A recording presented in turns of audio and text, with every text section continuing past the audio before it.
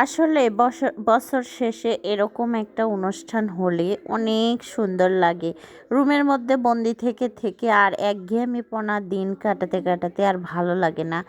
এরকম দিন আসলে কিন্তু অনেক মজাই হয়, সবাই একত্রিত হয়ে আনন্দ করা যায়।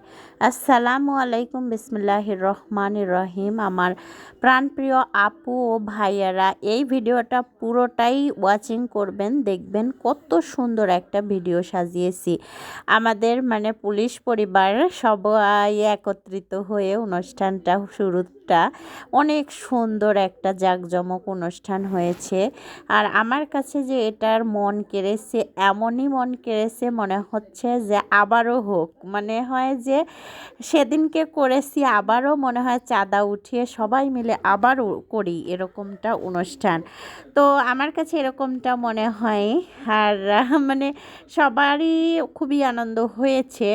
অলরেডি বাচ্চা কাচ্চারা তো খুবই এনজয় করেছে, বাচ্চার বাবারা। আর এই যে নিজ হাতে পুরস্কার বিতরণ করছে, হাড়ি ভাঙ্গা খেলা হলো, ভাইয়েরা কত সুন্দর করে খেলছিল। তারপরে পুরস্কার বিতরণ হয়ে তারপরে আমরা খেতে যাচ্ছিলাম কফি, চিতই পিঠা, ভাপা পিঠা, তারপরে ফুচকা।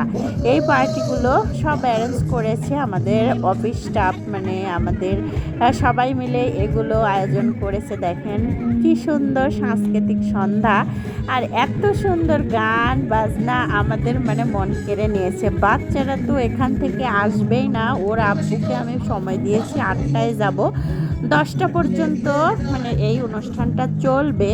তো ওর আব্বু আমাকে আর থাকতে দিল না। এত সুন্দর অনুষ্ঠান ছেড়ে রেখে আসতে মনে হয় যেন কাঁদি, কিন্তু বড় মানুষ হয়ে কাঁদলে কেমনটা দেখাবে। বাচ্চারা তো কান্না করেই দিচ্ছিল আসবে না।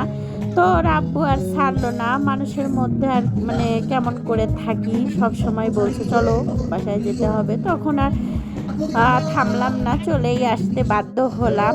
দেখেন কত সুন্দর অনুষ্ঠান, গান হচ্ছিল, আমার প্রিয় প্রিয় গানগুলা, এত সুন্দর গান হচ্ছিল, গিটারের তারে তারে আমরাও গান বলছিলাম মুখে মুখে। এত সুন্দর, আমার ছোট বাচ্চাটাও নাচানাচি করছিল বসে থেকে চেয়ারে। ওর আব্বু পাশ থেকে চা কফি বলেন যত রকমের আছে, এই যে পিঠা, সব কিছু এনে এনে দিচ্ছিল। আর এইখানে যেই বুঝতে পারলাম যে পুলিশ ভাইয়েরা যে পুলিশের বউদের এত ভালোবাসে, এই ফিলিংসটা আমি এখানে যেই পেয়েছি। সব পরিবারের ভাইরা সবাই মিলে বাচ্চা বউকে এনে এনে দিচ্ছিল প্লেটে করে করে। এটা আমার দেখে যে এত ভালো লেগেছে, আমি বাসায় এসে ওর আব্বুকে বলছিলাম এই দেখেন ভাইয়াটা দিচ্ছিল ভাবিকে। এটা হলো আমাদের পুলিশ ভাইয়াই। তো এই সব দেখতে দেখতে আমার খুবই ভালো লেগেছে যে একত্রিত হয়ে এগুলো দেখা একটা ভাগ্যের ব্যাপার। আমরা কিন্তু এরকম অনুষ্ঠান পাই নাই, শুধুমাত্র বিয়ের পরে 2010 সালে এরকম একটা অনুষ্ঠান হয়েছিল। আমরা তখন ছিলাম কুষ্টিয়াতে, এখন তো আছি সিরাজগঞ্জে, নামটা চলেই আসছে শুধু শুধু। তো ওইখানেও এরকম একটা অনুষ্ঠান হয়েছিল, সেখানেও এনজয় করেছিলাম, অনেক আনন্দ করেছিলাম, আর বাচ্চাকে কোলে নিয়ে দেখছিলাম। এতটা বড় সুন্দর অনুষ্ঠান হবে আমরা জানতে পারি নাই। বাসায় থেকে ভাবছিলাম কি নাতে কি হবে হয়তো। তো বাসায় চলে আসলাম, দেখেন র্যাফেল ড্রয়ে আমার বর পেয়েছে এই 2টা পুরস্কার, এইটা আমাকে দিয়েছে। আমার মেয়ে কিন্তু একটা র্যাকেট পেয়েছে, অনেক দামি র্যাকেট, অনেক সুন্দর। ওইটা আর দেখাচ্ছি না, বাচ্চাটা ওই যে নিয়ে বাড়ি দিচ্ছিল কোকে, রাগ করে, সেজন্য ভাবলাম যে ওটা দূরেই রাখি। আর এই যে এই রং পেন্সিলগুলো 2 ছেলেকে দিয়েছে 2টা, আর এই কাপটা আমাকে দিয়েছে, আমি যে উপস্থিত হয়েছি সেই জন্য সব ভাবিরাই পেয়েছে এই কাপটা। আর আমার কাছে যে এত ভালো লেগেছে গিফটগুলো খুলতে গিয়ে, খুলে নিয়ে এত ভালো লেগেছে আমার, খুব প্রিয় প্রিয় জিনিসগুলোই দিয়েছে। আমার কাছে খুব ভালো লেগেছে। আপনাদের কাছে হয়তো ঠুনকো টাকার, কিন্তু আমার কাছে কিন্তু 2 টাকার কেন না হয়, আমার কাছে অনেক দামি জিনিস পেয়েছি আমি। আমারও কিন্তু শোকেস ভর্তি, আলমারি ভর্তি জিনিসপাতি, কিন্তু তারপরে এগুলো জিনিসের দাম টাকা দিয়ে কেনা যাবে না, এগুলো জিনিসের দাম অনেক, আমার কাছে অনেক।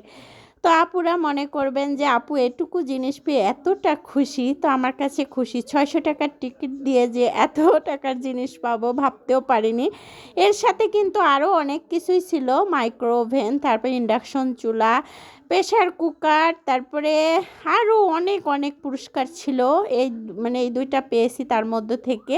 আমার বর তো মানে দামি পুরস্কার আছে জন্যই এই টিকিটটা ধরেছিল।